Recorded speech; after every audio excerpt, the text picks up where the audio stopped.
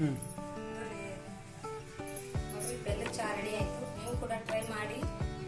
Hi ನಮಸ್ಕಾರ friends, ಎಲ್ಲರಿಗೂ welcome back to my channel. ಎಲ್ಲರೂ ಹೆಂಗದ್ರಿ? ಆರಾಮದ್ರಿ? ನಾನು ಆರಾಮಿದ್ದೀನಿ ನೋಡ್ರಿ, ನೀವೆಲ್ಲರೂ ಕೂಡ ಆರಾಮಿದ್ದೀರ ಅನ್ಕೊಂತೀನಿ. ಬರ್ರಿ ಇವತ್ತು ಅದ್ರ ನೋಡ್ತೀವಿ. ಇವತ್ತು ನಾವು ಬೆಲ್ಲ ಚಾ ಮಾಡ್ಬೇಕಂತ ಬರ್ರಿ. ಅದಕ್ಕೆ ಏನೇನ್ ಬೇಕಂತ ನೋಡ್ಕೊಂಡ್ಬರೋಣ. ಬೆಲ್ಲ ಚಾ ಎಲ್ಲರಿಗೂ ಗೊತ್ತಿರ್ತದ, ಅದ್ರ ಸ್ಪೆಷಲ್ ಆಗಿ ಮಾಡೋಣ ಅಂತ ಬರ್ರಿ.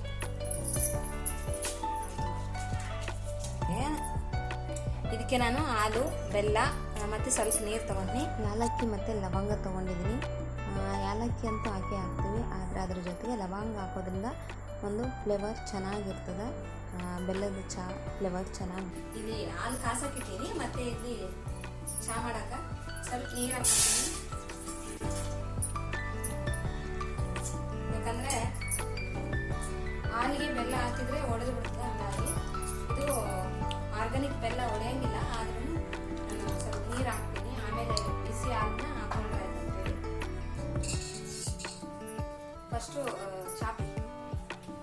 ಚಾಪಡಿ ಮರ್ತಬಿಟ್ರಿ, ಚಾಪಡಿ ಹಾಕೊಂಡಿ.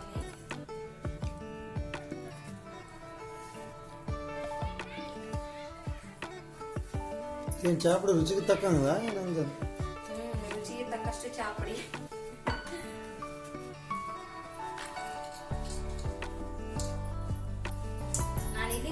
ಇವಾಗಲೇ ನಾನು ಯಾಲಕ್ಕಿ ಮತ್ತು ಲವಂಗನ ಹಾಕೊತೀನಿ, ಯಾಕಂದರೆ ಕುದ್ರೆ ಸ್ಮೆಲ್ ಚೆನ್ನಾಗಿ ಬರ್ತದೆ.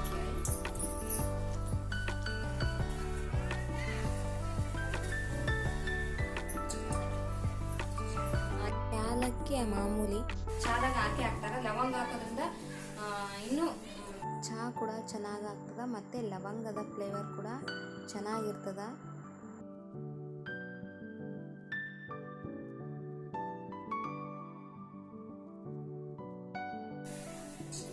ಮತ್ತೆ ಹಂಗೆ ನಾನು ಬೆಲ್ಲ ಹಾಕೊಂಡ್ಬಿಡ್ತೀನಿ, ಕರೆಕ್ತದೆ. ಇದು ಹುಡಿ ಬೆಲ್ಲನೇ ಆದರೂ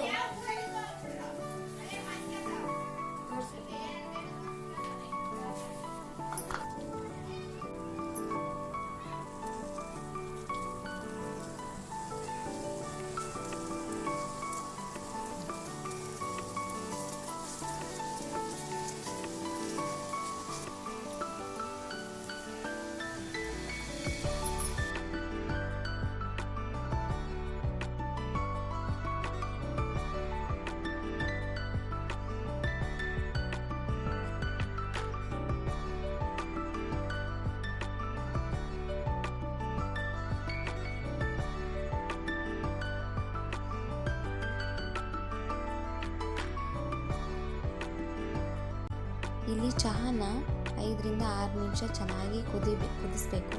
ಕುದಿಸೋದ್ರಿಂದ ಲವಂಗ ಮತ್ತು ಯಾಲಕ್ಕಿ ಫ್ಲೇವರ್ ಬಿಟ್ಕೊಳ್ಳುತ್ತಾ. ಅದಾದಮೇಲೆ ಬಿಸಿ ಹಾಲು ಏನು ಕಾಸಕ್ಕಿಟ್ಟಿದ್ದೀವಲ್ಲ ಅದನ್ನು ಮಿಕ್ಸ್ ಮಾಡಿದರೆ ಆಯಿತು.